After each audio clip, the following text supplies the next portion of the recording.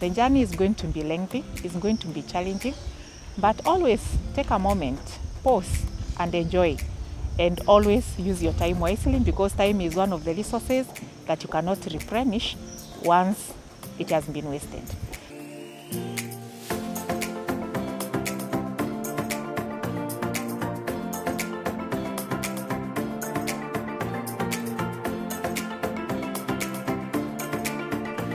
Greetings. Welcome to Mary University of Science and Technology. Today we are having a session on women empowerment. Joining us today is a special guest. Stay tuned. Hi, I'm Dr. MaryJoy Kaimuri. I'm the current Dean in School of Nursing, and I'm also a lecturer in the School of Nursing.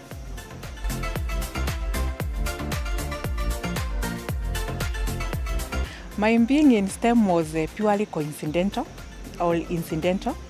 When I was about 8 years, I got bitten by a dog. And I was taken to a mendic in our village. And up to today, I don't know if that person was a clinical officer or he was a nurse, but he treated me very well. And as he was treating me, something clicked in my mind. And I was like, wow, I can do something like this. And I would like to be a person like this. Although at that particular time, I didn't know who this person was really. But I'm glad that maybe I was bitten by the dog, or that was not the best of the incidents, because it landed me to where I am today in the medical field.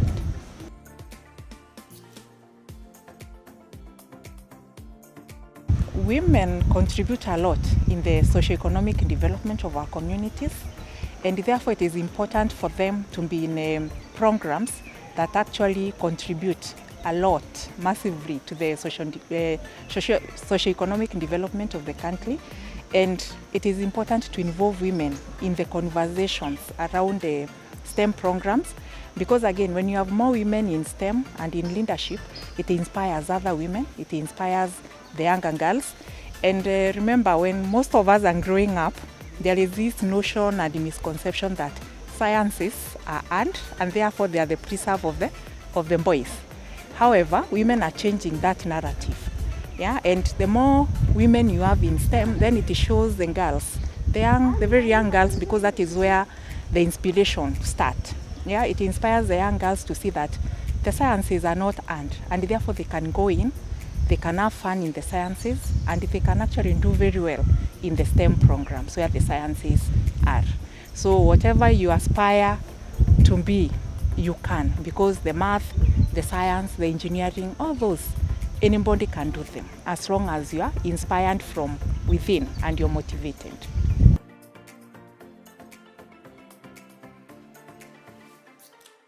I was inspired by a lady called Dr. Yema Luhai. She's Ghanaian. And actually she inspired me later in my career, actually after I finished college. Yeah, I know that is quite interesting. When I went out looking for a job, this is a person I met where I first went looking for a job. And I met this lady who was very well put together. She looked very professional. She talked to me so well. And I was like, wow, I would like to be like this lady. And here I am. And the other person who has inspired me, remember, you can have as many people who can inspire you as possible, is our previous Dean, Dr. Naomi. Yeah? The people who know Dr. Naomi, they know her as a person who is very, not really tough, but a person who stands for what she believes in. And that has kind of wrapped on me, so that wherever there is an issue, I have my opinion, I'll take the opinion of the others, but I'll also have my stand in this particular issue. So those are the two ladies who have really inspired me in my career and in my journey to where I am today.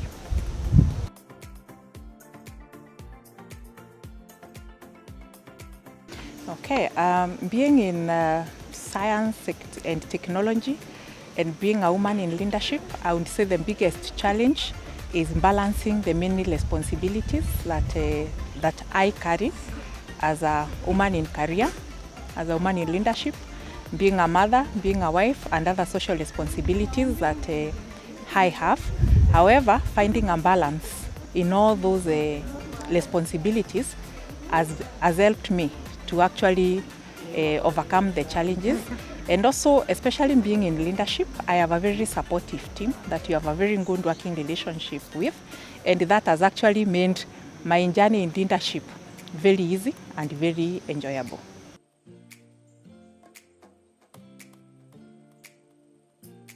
I'm passionate about all matters preventive health because I've realized in most of our communities, in most of our villages, most of the problems and most of the challenges that affect them, they're actually things that are preventable. Yeah, talk about good nutrition, talk about being fit or physical activity, talk about issues of screening, yeah, especially for preventable things, talk about vaccines that we get so that we can protect ourselves from getting diseases. So when I'm not at work, you'll find me in the communities educating them about what they can do to have better health, what they can do to prevent themselves from getting most of the diseases that we find in our communities.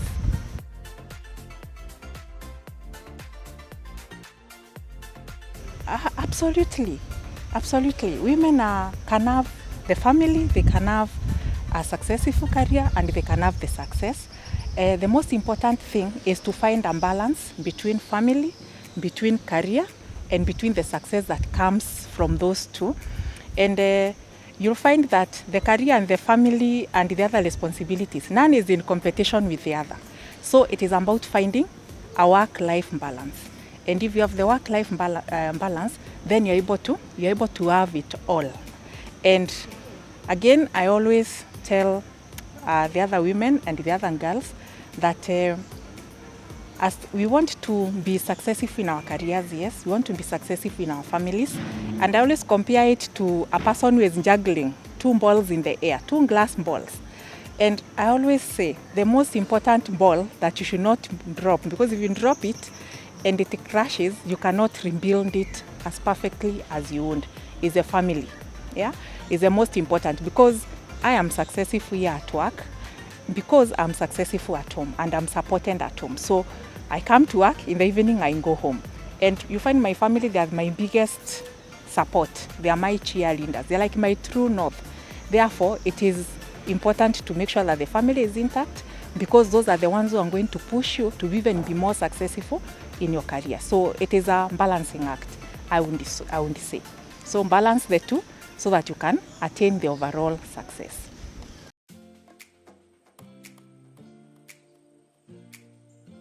Finding myself in academia was quite interesting. It was quite terrifying because academia was the least prepared career pathway, I would say, because if it was in clinical practice, that one I was very good at it.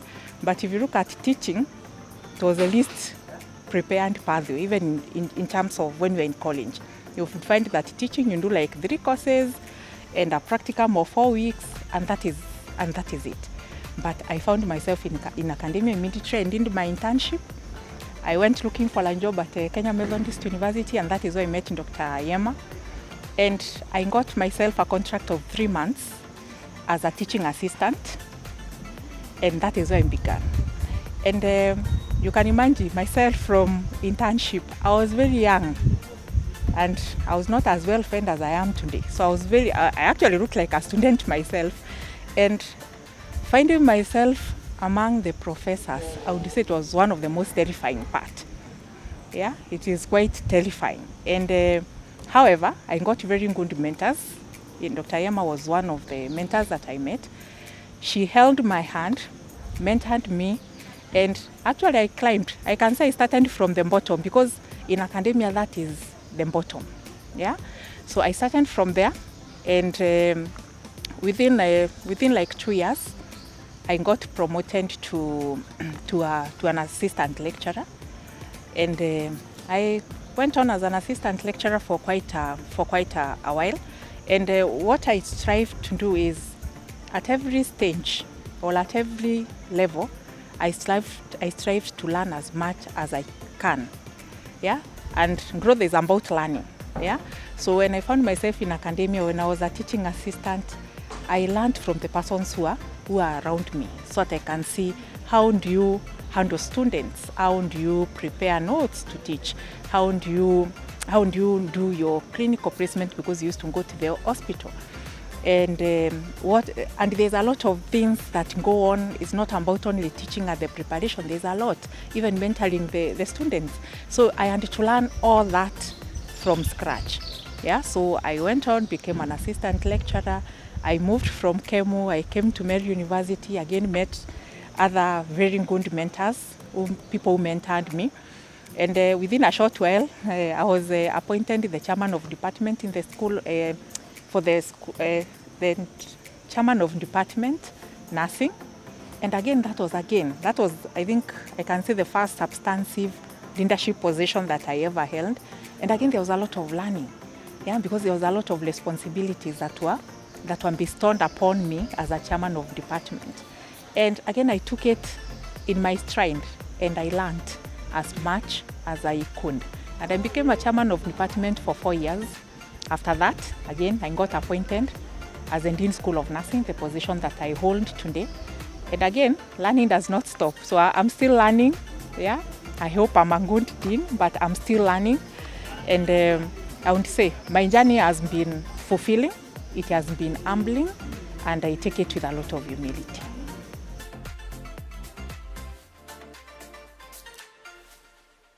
Yes, the education system has the biggest role, because you find right from 4 years, the girl goes to the school. So it is a school that takes up that girl and molds them and mentors them. Therefore, the role of the education system is actually providing avenues and opportunities for the girl to take a space in leadership or in whatever career pathway they take. And some of the avenues that I would want to highlight is having clubs, having mentorship forums, having public speaking forums. The education system has a role of even building confidence and self-esteem in girls, so that when you have an opinion, you can be able to express it, yeah, and that requires a lot of confidence. And I've realized that our girls, they know a lot, but they lack the confidence to actually express what they know. So the education system has the greatest role of building confidence, of building self-esteem, and of providing opportunities that can actually steer the girl child, yeah, or the girls generally into careers, into leadership, and into other avenues where they can contribute to society.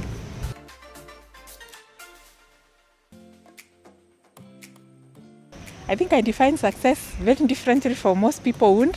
For me, success is finding what my purpose is and having a lot of contentment and happiness in fulfilling that purpose in life.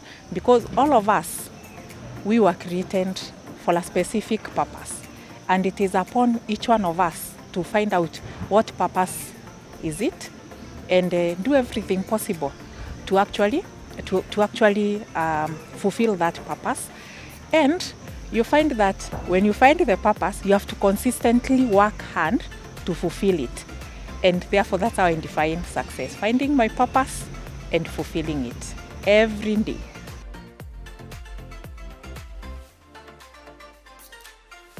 What I want to tell the girls, the girls and the women is that for you to attain success, number one is you have to have a growth mindset.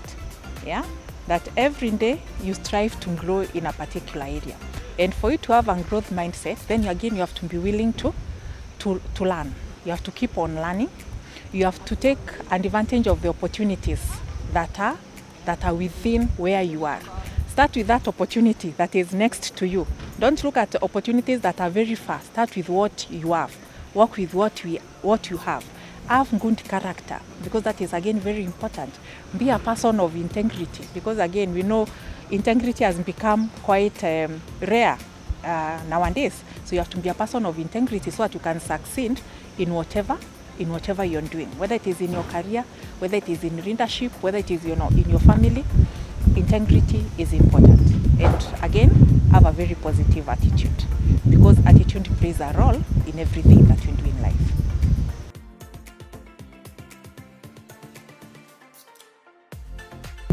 That's a hard one, but I would make a law that is a woman-centered law. And this is a law that is supposed to recognize the unique challenges that women and girls face, especially in our African countries. A law that recognizes the contribution that girls and women make in our societies, and a law that would strive to remove all the barriers that actually prevent women from achieving what they're supposed to achieve in their careers.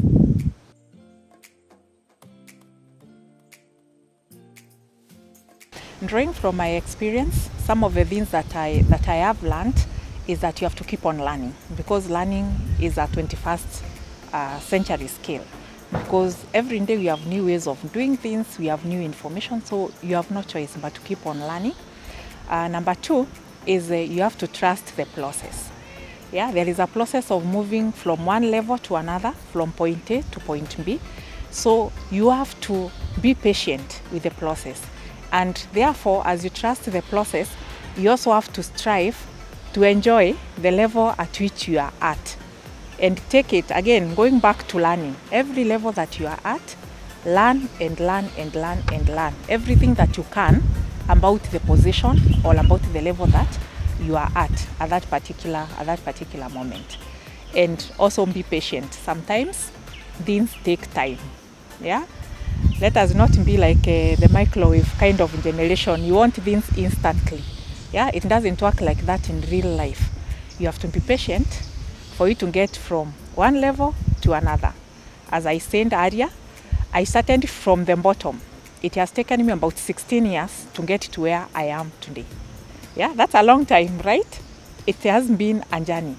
Yeah, but I can say the 16 years have been worthwhile because I have learned, and the process has been, as I said, it has been humbling. So trust the process, be patient, and be positive. You'll eventually get to where you want to be, however long it takes. However, also believe in yourself and keep trying. Yeah, sometimes the journey has challenges, but when you fail, you have to get up. Keep trying, keep believing in yourself, keep your dreams alive, because eventually you'll get to where you want to go.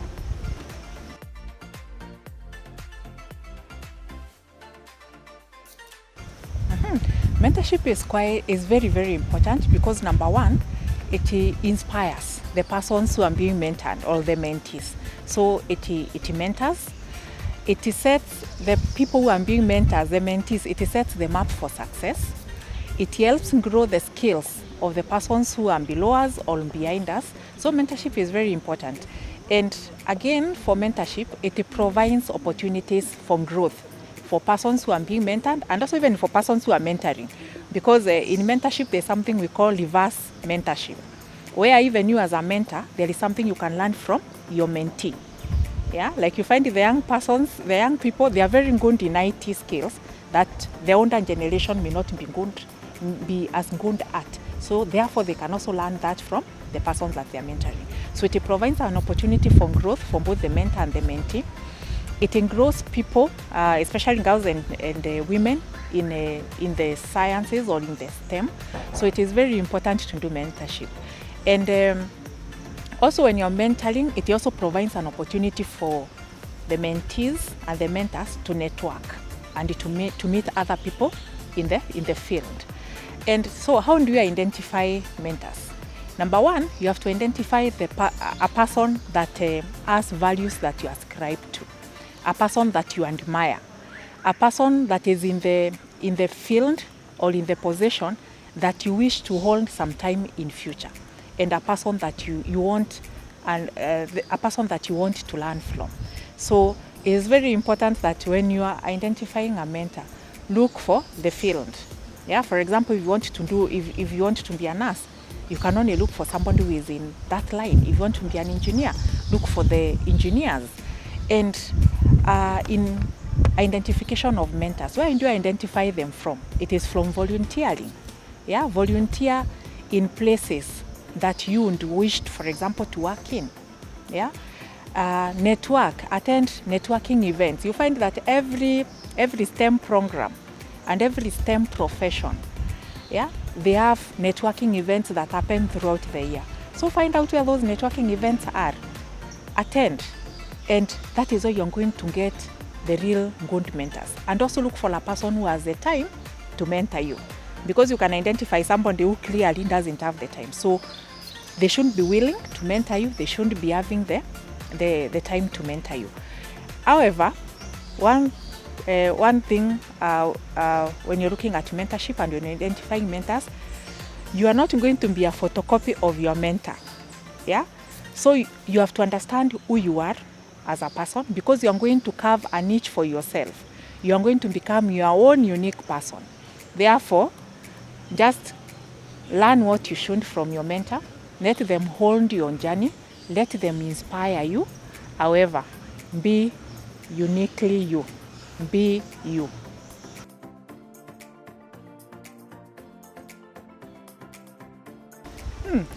Being an African woman in leadership, I can say it's quite tough. It's quite challenging, because the society judges us, or judges the women in leadership using the gender lens.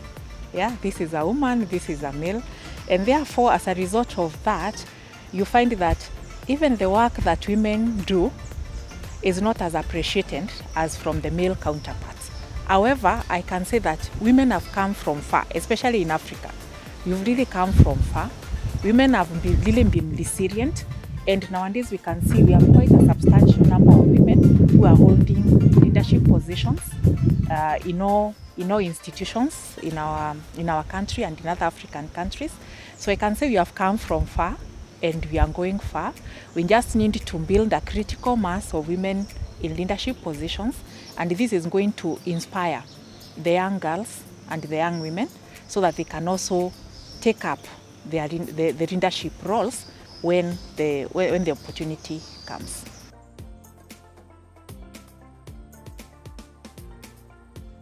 The advice I would give to my 16-year-old self, yeah, probably is to keep dreaming, to keep the dreams alive, and to enjoy the journey, to enjoy the life. And also, maybe one thing that I find myself not doing a lot is celebrating my small and big wins. Most of the time you find we celebrate a graduation, a PhD graduation, a master's graduation, but the other small things that happen during our career pathway, our career journeys, and they may seem small, like when you get a promotion, how many times do you go out and celebrate? So I tell myself to celebrate every small win that comes my way. And that is something I'm still learning how to do up to today.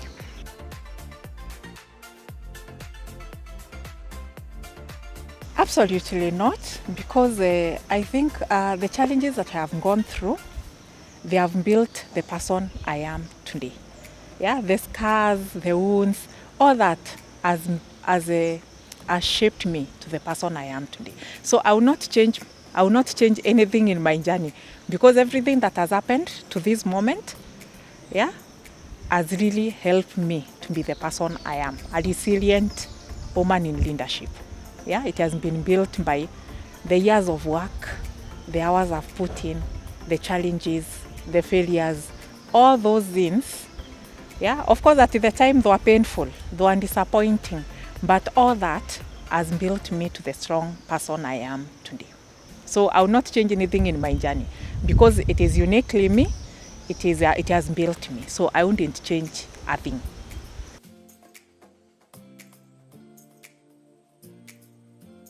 My advice would be to keep learning, and I cannot overemphasize keeping on learning. Believe in yourself, take and embrace the opportunities that come your way, and most of the time opportunities come our way dressed as challenges, and those are opportunities. Identify the opportunity, take it up, and the other thing is, if somebody gives you a job or an opportunity and you have no idea to do this job, yeah, you don't refuse to take up the opportunity. Take up the opportunity and work hard. Learn to do that work, yeah, and you learn to do by going looking for information, Ask for help where you shouldn't, or where you think that you are deficient of ideas. Therefore, never refuse an opportunity. And when somebody gives you work, do it to the best of your ability, because that is eventually going to show your potential, and other opportunities will come your way.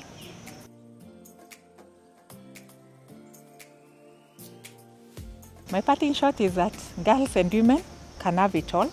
They can be successful at home. They can be successful in their career pathways. And mine is to tell them to keep believing in themselves, to keep trying, to keep their dreams alive, to keep their passions alive, and also to enjoy the journey. The journey is going to be lengthy, it's going to be challenging, but always take a moment, pause, and enjoy. And always use your time wisely, because time is one of the resources that you cannot replenish once it has been wasted. So take your time, enjoy the journey, and take up all the opportunities that come your way. Thank you. Thank you for watching today's episode. It has been a lovely session on women empowerment. Stay tuned on the next one.